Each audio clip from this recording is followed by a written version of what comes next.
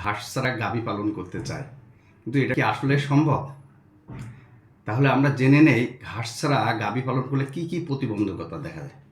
প্রথমত, যে গরুটার তার বয়ঃসন্ধিকালে আসতে দেরি হয়, অর্থাৎ গরুটা যে বয়সে হিটে আসার কথা ছিল সেই সময় অনেক পরে হিটে আসে, যেখানে আর্থিকভাবে ক্ষতিগ্রস্ত হয়।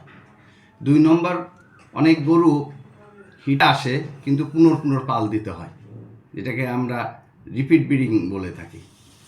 এর কারণে খামারি অর্থনৈতিকভাবে ক্ষতিগ্রস্ত হয়।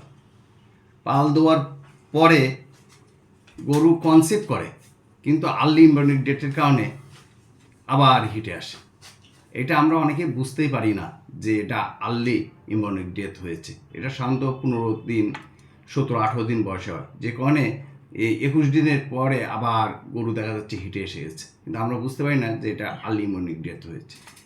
গর্ভপাত হতে পারে, গরুর ডিস্ট্রোকিয়া হতে পারে, বাছুরের তার বাট ওয়েট কমে যেতে পারে, অর্থাৎ আমাদের যে বাছুর 30 থেকে 35 কেজি ওজন হওয়ার কথা ছিল সেটা 15 থেকে 20 কেজি, এবং পরবর্তীতে এই বাছুরটা তার জেনেটিক গুণ সম্পন্ন বাছুর হয় না, এবং পরবর্তীতে খামারি ক্ষতিগ্রস্ত হয় এবং কাঙ্ক্ষিত দুধও পাওয়া যায় না।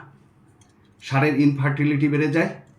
এছাড়া একটা গরুর যে জেনেটিক মেকআপ থাকে এটা প্রকৃতভাবে প্রকাশিত হয় না, যে কারণে খামারিরা ক্ষতিগ্রস্ত হয়। আমার এই ভিডিওটা আমাদের যারা খামারি ভাই বোনেরা আছেন তাদের উদ্দেশ্যে আমার তৈরি করা।